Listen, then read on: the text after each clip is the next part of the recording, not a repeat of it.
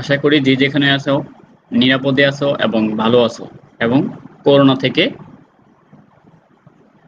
সবাই নিরাপদে আছো। প্রতি শনিবারের ন্যায় আজকে আবারও তোমাদের সামনে হাজির হয়েছি ফেসবুক লাইভ ক্লাস নিয়ে। আজকের এই ফেসবুক লাইভ ক্লাসে সকলকে স্বাগত জানাচ্ছি। ফেসবুক লাইভ ক্লাসে শুরুতেই কৃতজ্ঞতা স্বীকার করে নিচ্ছি যারা এই ফেসবুক লাইভ ক্লাসে বিভিন্নভাবে সহযোগিতা করেছেন গণপ্রজাতন্ত্রী বাংলাদেশ সরকারের শিক্ষা মন্ত্রণালয়, বাংলাদেশ কারিগরি শিক্ষা অধিদপ্তর, এটওয়ের বিভিন্ন কর্মকর্তা কর্মচারীবৃন্দ এবং সর্বোপরি ময়মনসিংহ পলিটেকনিক ইনস্টিটিউট কর্তৃপক্ষ। আজকে আমি বরাবরের মতো যে বিষয়টি নিয়ে তোমাদের সামনে আলোচনা করব সেটি হচ্ছে ওয়ার্কশপ সেফটি অ্যান্ড ম্যানেজমেন্ট, যার বিষয় কোড হচ্ছে 67121 এবং শিক্ষার্থীবৃন্দ হচ্ছে দ্বিতীয় পর্ব পাওয়ার টেকনোলজি। আজকের টপিক হচ্ছে কারখানা বিন্যাস এবং ওয়ার্কশপ ম্যানেজমেন্ট। তোমরা ইতিমধ্যে জেনেছো আমরা এখন যে ক্লাসগুলো নিচ্ছি সেগুলো হচ্ছে রিভিউ ক্লাস। তো এই রিভিউ ক্লাসে আমি চেষ্টা করেছি দুইটা অধ্যায় একসাথে করে মোটামুটি ইম্পর্টেন্ট কি পয়েন্টগুলো নিয়ে আলোচনা করার জন্য। তো আজকে আমরা এই দুইটা অধ্যায়ের কি পয়েন্টগুলো নিয়ে গুরুত্বপূর্ণ জিনিসগুলো নিয়ে আলোচনা করব।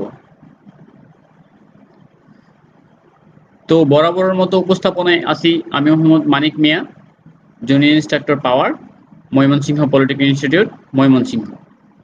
এখানে আমার ইমেল অ্যাড্রেস দেওয়া আছে, আমার সাথে ইমেইলে যোগাযোগ করে এই বিষয় সংক্রান্ত কোনো সমস্যা শেয়ার করতে পারো। তো শিক্ষার্থী বন্ধুরা, আমরা এই পাঠ শেষে আজকে যে জিনিসগুলো জানতে পারবো এই দুটি অধ্যায় থেকে, সেগুলো হচ্ছে কারখানা বিন্যাস কি তা আমরা বলতে পারবো, কারখানা বিন্যাসের বিভিন্ন প্রকারভেদ সম্বন্ধে আমরা জানতে পারবো, কারখানা বিন্যাসের উদ্দেশ্য সমূহ আমরা বিস্তারিত আলোচনা করব এবং আমরা জানবো ওয়ার্কশপ ম্যানেজমেন্ট কি সেই বিষয়টাও আমরা জানতে পারবো এই পাঠ শেষে। এবং ওয়ার্কশপে একজন ফোরম্যানের কাজ কি বা একজন ফোরম্যানের দায়িত্ব কি সেই বিষয় নিয়ে আমরা আলোচনা করব এবং সর্বোপরি আমরা জানবো আমরা যারা ডিপ্লোমা ইঞ্জিনিয়ারিং পাস করে বিভিন্ন ওয়ার্কশপে বিভিন্ন কারখানায় কাজ করে থাকব, তো সেই ক্ষেত্রে একজন ডিপ্লোমা ইঞ্জিনিয়ারের দায়িত্ব এবং কর্তব্য কি হবে সেই বিষয় নিয়ে আমরা বিস্তারিত আলোচনা করব। তো শিক্ষার্থী বন্ধুরা, আমরা এখন পাঠে চলে যাই। তো পাঠে চলে যাওয়ার আগে আমি সবার জন্য বলতেছি আমাকে ঠিকভাবে শোনা যাচ্ছে কিনা, যদি কোনো সমস্যা থাকে তাহলে আমাকে জানিও। তো শিক্ষার্থী বন্ধুরা, আমরা আজকে প্রথমেই যে জিনিসটি জানবো সেটি হচ্ছে কারখানা বিন্যাস।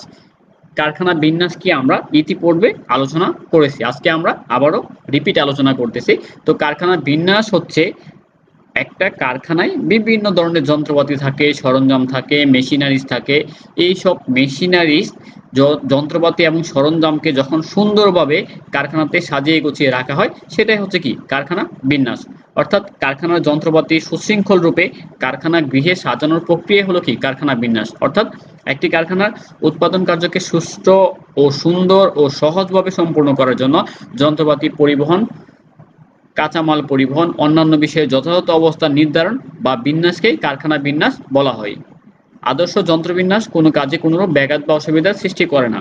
আমরা জানি যদি আমি ঠিক যন্ত্রটি সঠিক জায়গায় রাখি তাহলে কি আমার যন্ত্রটি খুঁজে পাওয়া কি খুবই সহজ হবে, এতে কি সময়ের অপচয় অনেকাংশেই কি কমে যাবে, তাহলে কি কাজে ব্যাঘাত ঘটবে না, বরং প্রত্যেককে দ্রুত গতিতে উৎপাদন কার্যক্রম চালু রাখার সুবিধা প্রদান করে থাকে এই কারখানা বিন্যাস। এতে উৎপাদন ব্যয় হ্রাস পায় এবং অপচয় কমানো যায়। এছাড়াও কি কারখানা বিন্যাস বিভিন্ন বিভাগের মধ্যে তাদের কার্যের বন্টন এবং বিবেচনা করে থাকে। তো আমরা দুটো চিত্র দেখতে পাচ্ছি এখানে। একটি হচ্ছে বাম পাশে যে চিত্রটি সেটি কি একটি স্টোর রুমে সুন্দরভাবে বিভিন্ন জিনিস, যন্ত্রপাতি, সরঞ্জামাদি কি সাজিয়ে রাখা হয়েছে। তো একে আমরা কি কারখানা বিন্যাস বলতে পারি। অপরদিকে আমার ডান পাশে যে চিত্রটি আছে সেই চিত্রটি যদি আমরা কি খেয়াল করি, এই নিচে কি অসংখ্য কি যন্ত্রপাতি সরঞ্জামাদি ফেলে রাখা হয়েছে। তো এই যন্ত্রপাতি সরঞ্জামাদি কি বিন্যাসভাবে কি সাজানো হয় নাই। তো এই ক্ষেত্রে আমি কি এরকম অগোছালোভাবে কি যদি কোনো যন্ত্রপাতি পড়ে থাকে তাহলে কি সেই কারখানাকে আমি কারখানা বিন্যাসের আওতায় আনতে পারি না। তো এটাকে আমরা কারখানা বিন্যাস বলবো না। কারখানা বিন্যাস হচ্ছে এরকম সুষ্ঠু সুন্দরভাবে যেই যন্ত্রপাতি যেখানে থাকার কথা সেখানে কি যদি আমি সুন্দরভাবে সাজিয়ে রাখি, সেটাই হচ্ছে কি আমার কারখানা বিন্যাস।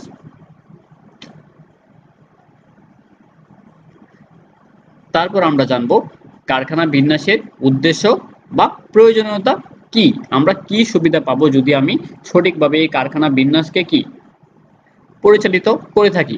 কারখানা বিন্যাসে কার্য দুটি সময়ে করা যেতে পারে। প্রথমত কি কারখানা যখন সর্বপ্রথম স্থাপন করা হয় এবং দ্বিতীয়ত কারখানা চালু করার পর উৎপাদন কার্য পদ্ধতি পরিবর্তিত হলো কারখানা বিন্যাসকে পুনর্বিন্যাস করা যায়।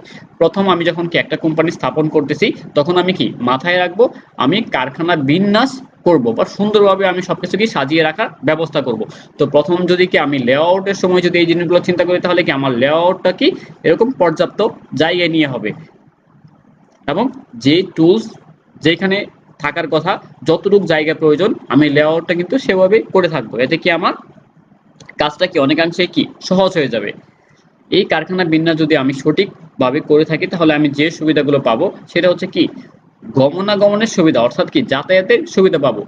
যদি কারখানা বিন্যাস সুন্দরভাবে করা যায় তাহলে কি বড় অনেক যন্ত্রপাতি থেকে থাকে, তো বড় যন্ত্রপাতি যদি কোনো কি চলাচলের রাস্তার মধ্যে কি ফেলে রাখা হয় তাহলে কি সেই রাস্তা দিয়ে চলাচল করতে পারবে?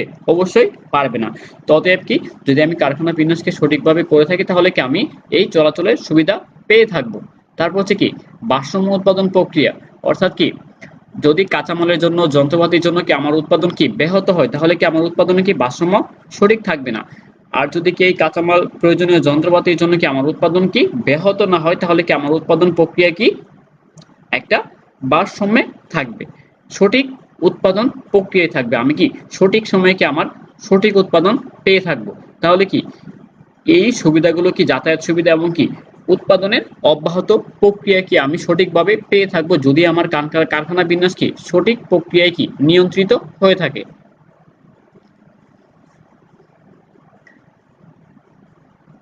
আমরা এখানে আরেকটা চিত্র দেখতে পাচ্ছি যে এই কারখানা বিন্যাস আমরা একটা ওয়ার্কশপের কথা বলতেছি।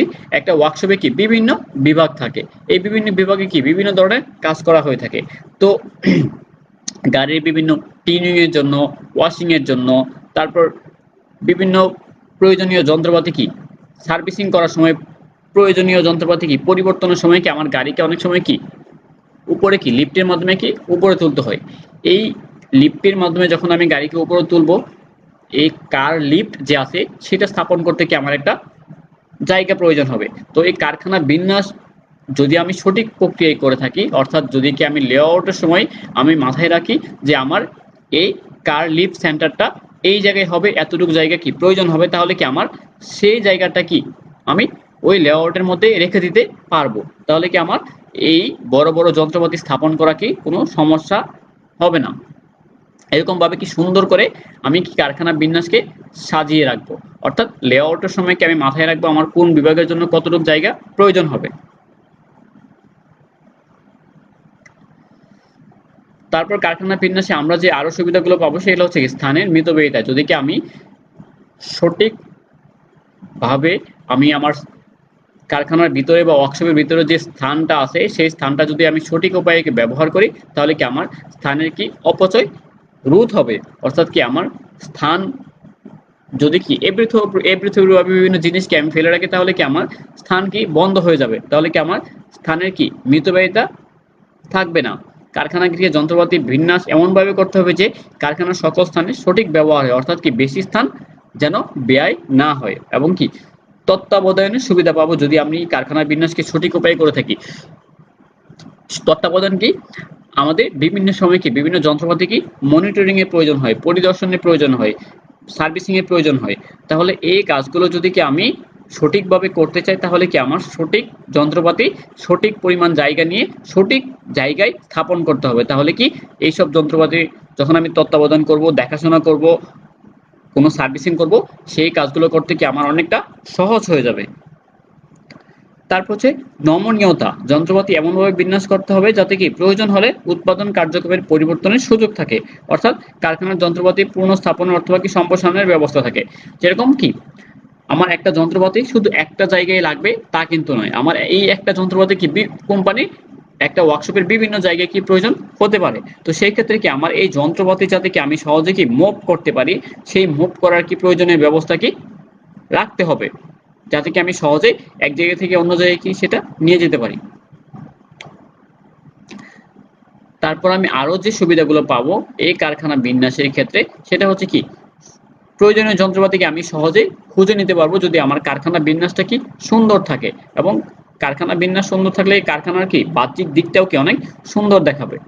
এতে কি গ্রাহক কি আকর্ষিত হবে, বেশি পরিমাণ কি গ্রাহক আমার কারখানায় কি চলে আসবে আমার কারখানার পরিবেশ দেখে।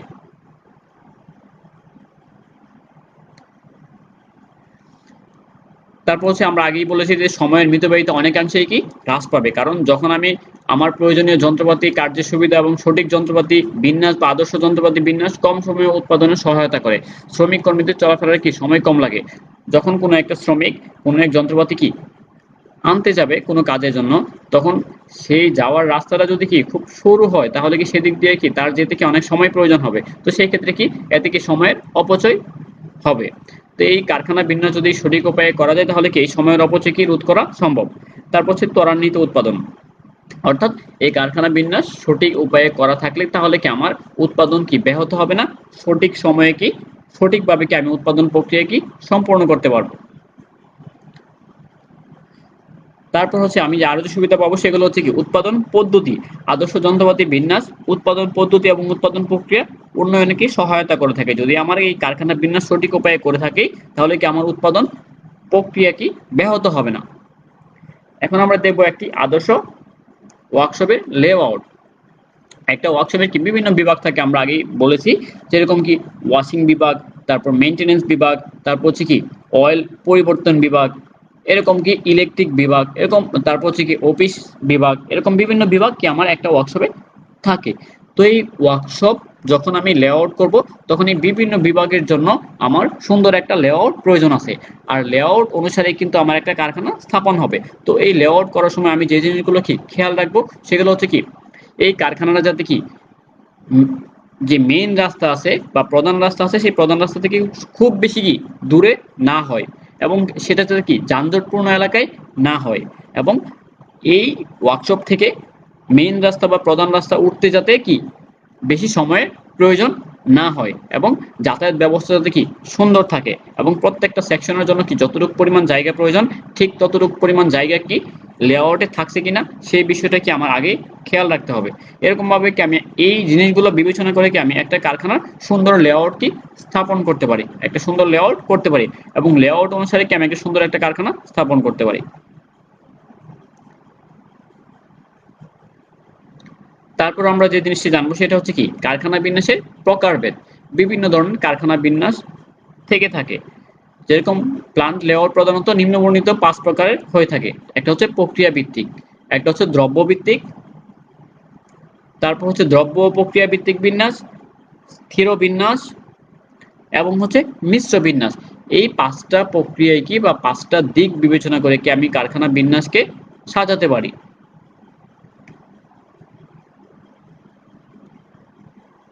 আমরা যে কোনো এক প্রকার কারখানা বিন্যাস সম্বন্ধে কি আলোচনা করব। যেহেতু আমাদের সময় অল্প, আমরা আজকে 2টা অধ্যায় আলোচনা করব, সেহেতু কি আমরা একটা কারখানা বিন্যাসের বিস্তারিত আলোচনা করব। যে প্রক্রিয়া ভিত্তিক কারখানা বিন্যাস কি, এই বিন্যাস প্রক্রিয়ায় বৈশিষ্ট্যের উপর ভিত্তি করে যন্ত্রাদি বিন্যস্ত করা হয়। এই ধরনের যন্ত্রপাতি বা সেবা কর্মসমূহকে এক বিভাগে অন্তর্ভুক্ত করা হয়, যেমন কি সমস্ত ড্রিল মেশিন কি ড্রিলিং বিভাগে, সমস্ত ল্যাদ মেশিন ল্যাদ বিভাগে, তাপীয় ব্যবস্থা হিট ট্রিটমেন্ট বিভাগে, সংযোজন কার্যসমূহ কি ফিটিং বিভাগে সন্নিবেশিত করা হয়। এরকম যে বিভাগের যে যন্ত্রপাতি থাকবে ওই সব যন্ত্রপাতি কি ওই বিভাগে কি থাকবে। চিত্রে একটি উদাহরণের মাধ্যমে কি দুটি জবের কার্য সম্পাদন দেখানো হলো। তো আমরা একটা জব অর্থাৎ কি একটা মেটালের মধ্যে কি আমি বিভিন্ন ধরনের কি কাজ করে থাকি, বিভিন্ন আকৃতি প্রদান করে থাকি মেটালকে বিভিন্ন রূপে কি রূপান্তর করার জন্য। তো এই একটা জবকে কি আমি বিভিন্ন উপায়ে কি কার্য সম্পাদন করে থাকি। যেরকম প্রক্রিয়া ভিত্তিক বিন্যাস যে প্রক্রিয়ায় করা হয়, তো এখানে কি জবকে বিভিন্ন কি প্রক্রিয়ায় রূপান্তরিত করা হয়। তো এখানে জবটি প্রথম যে পর্যায়ে যে কাজগুলো করা হয় সেগুলো হচ্ছে কি ল্যাদ বিভাগ, অর্থাৎ কি এই জবটি কি প্রথমে কোথায় যাবে ল্যাদ বিভাগে, ল্যাদ বিভাগে গিয়ে ল্যাদ বিভাগের সম্পূর্ণ কাজ শেষ হওয়ার পরে সেটা কোথায় যাবে ড্রিল বিভাগে, অর্থাৎ তাকে ড্রিল করার জন্য বা ছিদ্র করার জন্য তাকে কি ড্রিল বিভাগে পাঠানো হবে। তারপর হচ্ছে ট্রিটমেন্ট বিভাগে, অর্থাৎ কি ড্রিল করার পর এই মেটালকে তাপীয় করে তার কি কাঠিন্যতা বৃদ্ধি করার জন্য কি আমি কি হিট ট্রিটমেন্ট বিভাগে তাকে পাঠাবো। তারপর হচ্ছে হিট ট্রিটমেন্ট বিভাগ থেকে আমি পাঠাবো কি সংযোজন বিভাগ, অর্থাৎ কি আমার যদি কোনো মেটালকে সংযোজনের প্রয়োজন হয় বা ফিটিংস এর প্রয়োজন হয় তাহলে আমি সেটা কি সংযোজন বিভাগে নিয়ে যাব। এবং সর্বোপরি কি সংযোজন বিভাগ থেকে কাজ শেষে আমি কোথায় নিয়ে যাব, সেটা পেইন্টিং বিভাগে, অর্থাৎ সংযোজন শেষে আমি সেটাকে সুন্দরভাবে কি রং করব এবং সর্বশেষে আমি সেটা নিয়ে যাব কি ফিনিশিং প্রোডাক্ট বিভাগে, অর্থাৎ কি একেবারে ফিনিশিং পর্যায়ে যে কাজগুলো হয় সেই কাজগুলো করার জন্য কি আমি ফিনিশিং বিভাগে নিয়ে যাব। তারপর আমরা যদি আরেকটা জবের কথা চিন্তা করি, যে সেই জবটা আমরা প্রথমে নিয়ে গেলাম কি মিলিং বিভাগে, মিলিং বিভাগে তারপর নিয়ে যাব কি ডিল বিভাগে। এখন এই যে যে বিভাগে আমরা নিয়ে যাব, যদি ডিল বিভাগের যন্ত্রপাতি না থাকে, ডিল বিভাগের যন্ত্রপাতি যদি কি মিলিং বিভাগে থাকে, তাহলে কি আমার যন্ত্রপাতি কি টানা হেঁচড়া করতে হবে না? টানা হেঁচড়া করতে হবে। এই জন্য কি আমরা বলছি কি যে বিভাগের যেসব যন্ত্রপাতি আছে সেই বিভাগে সেই সব যন্ত্রপাতি সবগুলো কি একসাথে থাকবে।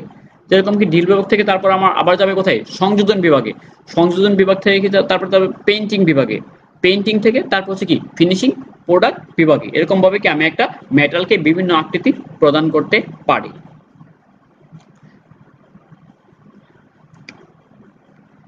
তারপর আমরা যে বিষয়গুলো জানবো সেগুলো হচ্ছে যে কারখানা ব্যবস্থাপনা কি। একটা কারখানা যখন আমি সুষ্ঠুভাবে সাজাবো তখন সেই সুষ্ঠু সুন্দর কারখানাকে সাজানোর জন্য কি আমার একটা ব্যবস্থাপনা প্রয়োজন আছে, অর্থাৎ আমি কিভাবে সেটা কি পরিচালিত করব, সেই সুন্দরভাবে পরিচালিত করার পদ্ধতি হচ্ছে কি এই কারখানা ব্যবস্থাপনা। অর্থাৎ যে ব্যবস্থাপনা কারখানার পূর্ব নির্ধারিত লক্ষ্য অর্জনের উদ্দেশ্যে জনশক্তি, মালামাল, যন্ত্রপাতি, পদ্ধতি, অর্থ, বাজারের কাম্য ব্যবহার নিশ্চিত করবে, মালিক এবং শ্রমিক কর্মচারীবৃন্দের সম্মিলিত প্রচেষ্টায় ব্যবহৃত পরিকল্পনা, সংগঠন, নির্দেশনা, সমন্বয় সাধন ও নিয়ন্ত্রণের সামাজিক প্রক্রিয়ায় জড়িত বিষয়সমূহকে কারখানা ব্যবস্থাপনা বলে। অর্থাৎ কি আমি যখন এই সুন্দর একটা কারখানাকে সাজাবো, সেই কারখানাকে আমি কিভাবে পরিচালিত করব, কিভাবে সেই কারখানার কি দিক নির্দেশনা প্রদান করা হবে, এই সুন্দর দিক নির্দেশনার মাধ্যমে কারখানাকে সুন্দরভাবে কি পরিচালিত করা হচ্ছে কি কারখানা ব্যবস্থাপনা।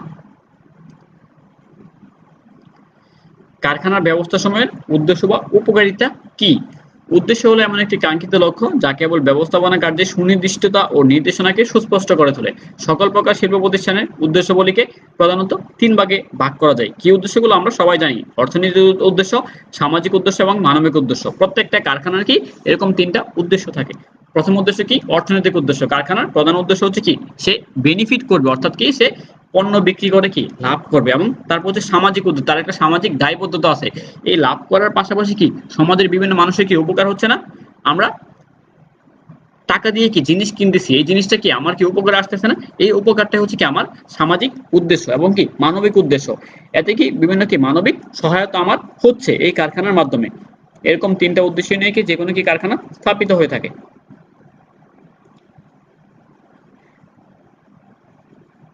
তারপর হচ্ছে গুরুত্বের দিক থেকে উদ্দেশ্যকে আবার দুভাবে ভাগ করা যায়। একটা হচ্ছে কি প্রধান উদ্দেশ্য, একটা হচ্ছে কি গৌণ উদ্দেশ্য। প্রধান উদ্দেশ্যের মধ্যে কি আছে মুনাফা অর্জন, প্রত্যেকটা কারখানার কি প্রধান উদ্দেশ্য হচ্ছে কি মুনাফা অর্জন করা।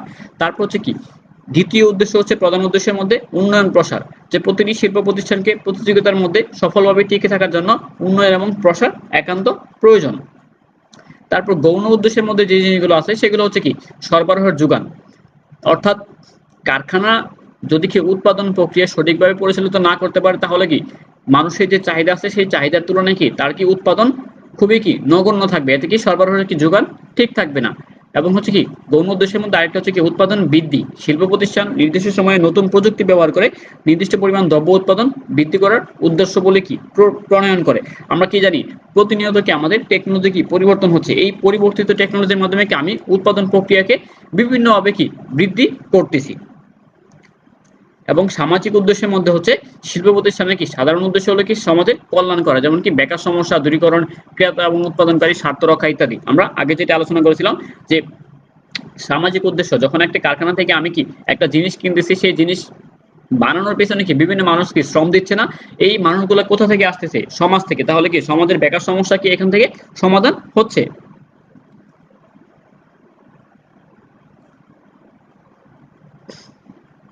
তারপর সামাজিক উদ্দেশ্যের মধ্যে যে আরো যে উদ্দেশ্যগুলো আছে সেগুলো হচ্ছে কি বাজার সৃষ্টি করা, নতুন কার্যপদ্ধতি ব্যবহার করে কি উন্নত মানের পণ্য সেবা প্রদানের মাধ্যমে কি বাজার সৃষ্টি করা যায়।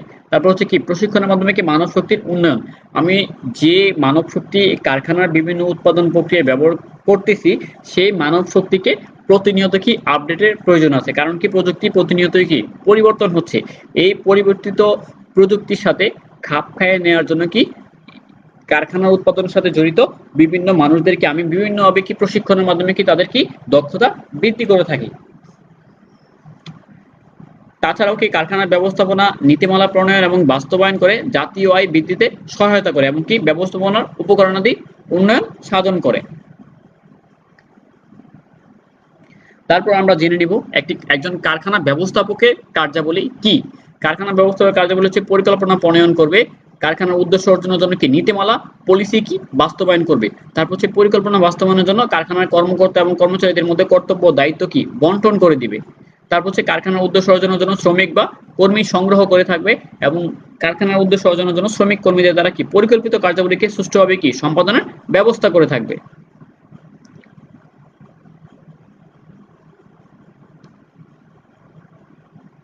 তারপর হচ্ছে কার্যক্ষেত্রে শ্রমিক কর্মীদের বিভিন্ন কি সুযোগ সুবিধা কি দেখে থাকবে একজন কারখানা ব্যবস্থাপক। তারপর হচ্ছে কারখানার সকল বিভাগের মধ্যে কি তিনি সমন্বয় সাধন করে থাকবে।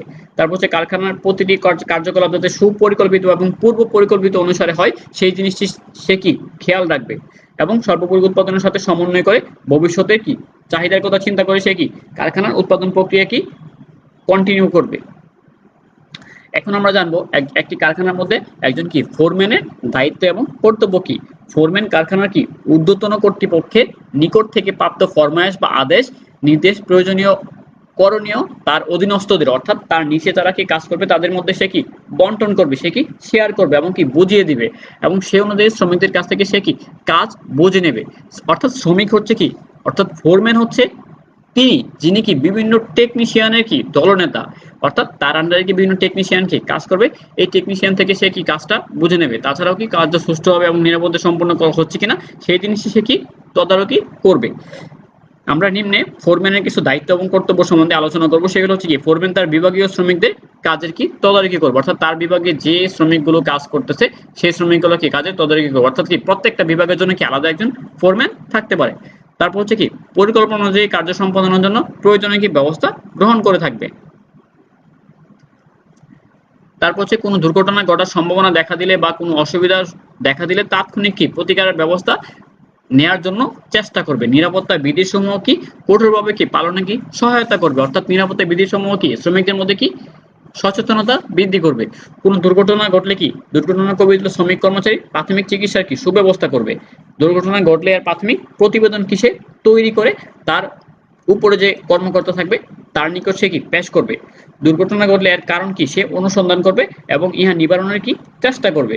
নিরাপত্তা বিধিগুলো শ্রমিক কর্মচারীদের মধ্যে কি আলোচনা করে থাকবে। যেহেতু কি একজন ফোরম্যানের নিয়ন্ত্রণাধীন অনেক শ্রমিক থাকে তাহলে কি ফোরম্যানের পক্ষে কি শ্রমিকদেরকে এই নিরাপত্তা বিধিসমূহ কি নিরাপত্তা বিধিসমূহ সম্বন্ধে কি ধারণা দেওয়া কি সহজ হয়। তাই ফোরম্যানকে এরকম নিরাপত্তা বিধিসমূহ কি তার শ্রমিকদের মধ্যে কি ধারণা দিবে।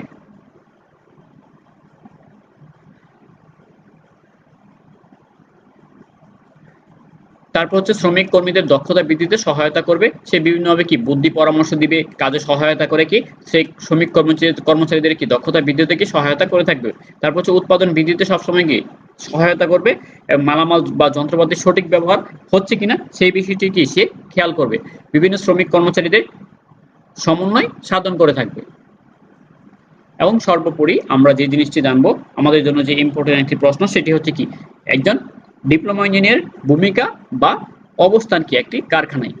শিল্প কারখানায় ডিপ্লোমা প্রকৌশলী তাদের অধীনস্থ কর্মীদের কার্যকলাপ সরাসরি নিয়ন্ত্রণের মাধ্যমে উৎপাদনের অনুকূল পরিবেশ রক্ষা করে। তাছাড়া কি ডিপ্লোমা প্রকৌশলীকে কর্মস্থলে যে কোনো ধরনের কি দুর্ঘটনার দায় দায়িত্ব বহন করতে হয়, প্রতিবেদন পেশ করতে হয়। একজন ডিপ্লোমা প্রকৌশলী তাদের নিয়ন্ত্রণাধীন শ্রমিক যন্ত্রপাতি এবং মালামাল উৎপাদিত পণ্য সাজ সরঞ্জাম ইত্যাদির কি নিরাপত্তা নিশ্চিত করানোর জন্য কি কাজ করে থাকে।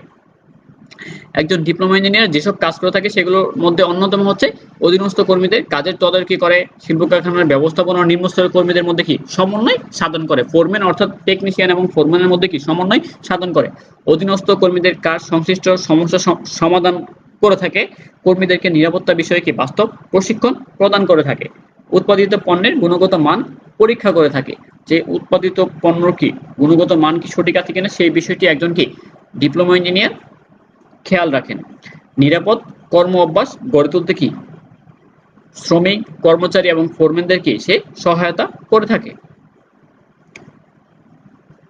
তারপর সে কর্মীদেরকে সতর্কতামূলক ব্যবস্থা গ্রহণে কি বিভিন্নভাবে তিনি উৎসাহিত করেন এবং কর্মীদেরকে অনিরাপদ কার্যাবলী সংশোধনের মাধ্যমে কি নিরাপত্তা সচেতনতা বৃদ্ধির জন্য একজন ডিপ্লোমা ইঞ্জিনিয়ার কি কাজ করে থাকে এবং কর্মস্থলে যন্ত্রপাতি, মালামাল এবং কর্মীদের কাজের প্রতি সতর্ক দৃষ্টি রাখা এবং তাদের ব্যক্তিগত নিরাপত্তা নিশ্চিতকরণের জন্য কি ডিপ্লোমা ইঞ্জিনিয়ার বিভিন্ন পদক্ষেপ গ্রহণ করে থাকেন।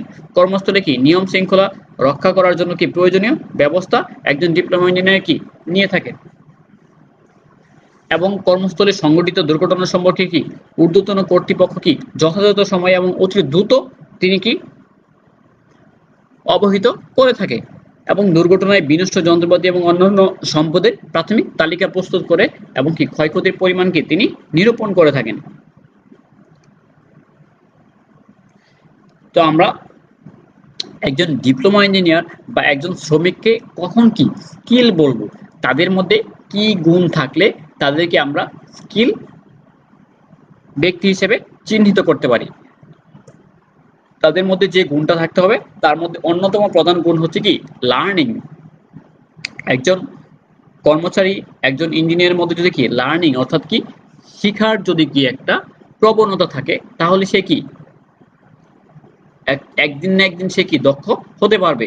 আর যদি শিখার প্রবণতা না থাকে তাহলে সে কোনো সময় কি দক্ষ প্রকৌশলী বা দক্ষ টেকনিশিয়ান বা দক্ষ ফোরম্যানে কি রূপান্তরিত হতে পারবে না। তার মধ্যে তারপর তার যে জ্ঞানটা থাকতে হবে সেটা হচ্ছে কি তার মধ্যে কি নলেজ থাকতে হবে, তার কি কাজের ন্যূনতম একটা নলেজ থাকতে হবে। কাজের ন্যূনতম নলেজ থাকলে তারপর সে কাজ করতে করতে এবং কি শিখার মাধ্যমে সে কি তার নলেজকে কি সমৃদ্ধ করতে পারে। তারপর তার কি কম্পিটেন্স থাকতে হবে, তার কি প্রতিযোগিতামূলক মনোভাব কি থাকতে হবে। বিভিন্ন কাজের মধ্যে কি সে প্রতিযোগিতা করে কি অন্য থেকে কি ভালো করার চেষ্টা করবে। তারপর সে তার মধ্যে কি অ্যাডভান্স ট্রেনিং থাকতে হবে। আমরা কি জানি যে টেকনোলজি প্রতিনিয়ত কি চেঞ্জ হচ্ছে, আপডেট হচ্ছে। এই আপডেট টেকনোলজির সাথে কি নিজেকে খাপ খাইয়ে নেওয়ার জন্য কি তাকে কি প্রতিনিয়ত বিভিন্ন ট্রেনিং নিতে হবে, যে ট্রেনিং এর মাধ্যমে সে কি তার জ্ঞানকে, তার মেধাকে, তার কাজের দক্ষতাকে সে কি আরো বৃদ্ধি করতে পারে এবং হচ্ছে তার কি এক্সপেরিয়েন্স থাকতে হবে। এটা হচ্ছে কি কার্যক্ষেত্রে খুব একটা ইম্পর্টেন্ট জিনিস। এক্সপেরিয়েন্স, এক্সপেরিয়েন্স হচ্ছে কি এমন একটি জিনিস যার দ্বারা সে কি অনেক সময় কি সে কি একটি অজানা কাজকেও কি সে সহজভাবে করে নিতে পারে এই এক্সপেরিয়েন্সের দ্বারা, অর্থাৎ কি অভিজ্ঞতার দ্বারা। কার্য অভিজ্ঞতা কার্যক্ষেত্রে অনেকভাবে কি সহায়তা করে থাকে। তারপর হচ্ছে তার এবিলিটি। একজন ডিপ্লোমা ইঞ্জিনিয়ার বা একজনের ফোরম্যানের কি অনেক দায়িত্ব থাকে। এই দায়িত্বগুলো কি নেওয়ার জন্য, এই দায়িত্ব নিয়ে কাজ করার জন্য তার একটা কি এবিলিটি, একটা কি দক্ষতা, একটা কি সামর্থ্য থাকতে হবে। সামর্থ্য না থাকলে সে যদি কি কাজের প্রেশার না নিতে পারে, কাজের চাপ না নিতে পারে, তাহলে কি সে কি একজন স্কিল ব্যক্তি হিসেবে কি কোনো সময় কি রূপান্তরিত হতে পারবে না। অর্থাৎ কি তার সামর্থ্য যদি কি কম থাকে তাহলে কি তার কি দক্ষ হতে কি বেশি সময়ের প্রয়োজন হবে এবং হচ্ছে কি তার গ্রোথ থাকতে হবে, তার একটা বৃদ্ধি থাকতে হবে। যে সে সবসময় কি একটা এবিলিটির মধ্যে পড়ে থাকবে না, কিছু সামান্য এবিলিটি নিয়ে পড়ে থাকবে না, সামান্য লার্নিং নিয়ে পড়ে থাকবে না, সামান্য কি এক্সপিরিয়েন্স নিয়ে পড়ে থাকবে না। এগুলো কি আস্তে আস্তে কি তার মধ্যে কি বৃদ্ধির প্রবণতা থাকতে হবে। এই বৃদ্ধির প্রবণতা যদি থাকে তাহলে সে কি তাকে কি একজন স্কিল ব্যক্তি হিসেবে কি রূপান্তর করতে পারবে। অর্থাৎ এই সব গুণ থাকলে আমরা একটা ব্যক্তিকে স্কিল ব্যক্তি হিসেবে কি ধরে নিতে পারি।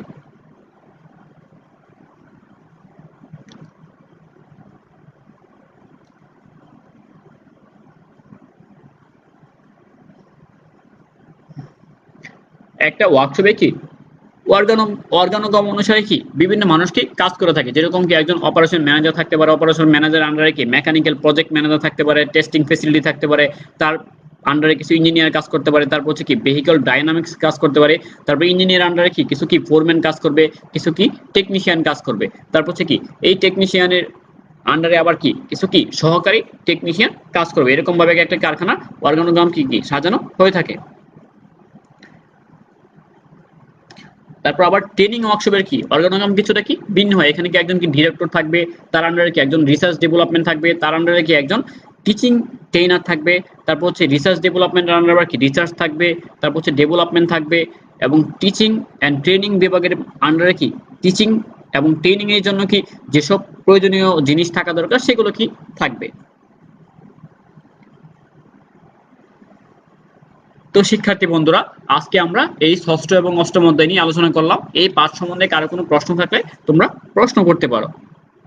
আজকে এই পাঠ সম্বন্ধে যদি কারো কোনো প্রশ্ন থেকে থাকে তাহলে কি প্রশ্ন করা যাবে, প্রশ্ন করলে কি আমি উত্তর দেওয়ার জন্য অপেক্ষায় আছি। তো শিক্ষার্থী বন্ধুরা, অনেকে হয়তো এই ক্লাসটি কি এই মুহূর্তে দেখার সুযোগ হয় নাই। তো এই ক্লাসটি পরবর্তীতে যে কোনো সময় দেখার জন্য ভিজিট করতে হবে www.skills.gov.bd অথবা অনলাইন tibet.com এই ওয়েবসাইটটিতে। তো শিক্ষার্থী বন্ধুরা, আজকে আমরা যে পাঠগুলো অনুশীলন করলাম সেই পাঠ সম্বন্ধে আমরা বিস্তারিত বাড়িতে আরো নিজের আলোচনা করব, এবং পরবর্তী যে পাঠ আছে পরবর্তী পাঠ অর্থাৎ কি আমি দশম অধ্যায় এবং কি দ্বাদশ অধ্যায় সম্বন্ধে পরবর্তী ক্লাসে আলোচনা করব। সেই ক্লাস সম্বন্ধে কি ধারণা নিয়ে আসবে, এটাই হচ্ছে কি বাড়ির কাজ। তো সবাইকে এতক্ষণ সাথে থাকার জন্য অসংখ্য ধন্যবাদ। আল্লাহ হাফেজ। সবাই করোনা থেকে নিরাপদে থাকি, সাবধানে থাকি এবং সর্বোপরি কি সচেতন থাকি। আসসালামু আলাইকুম।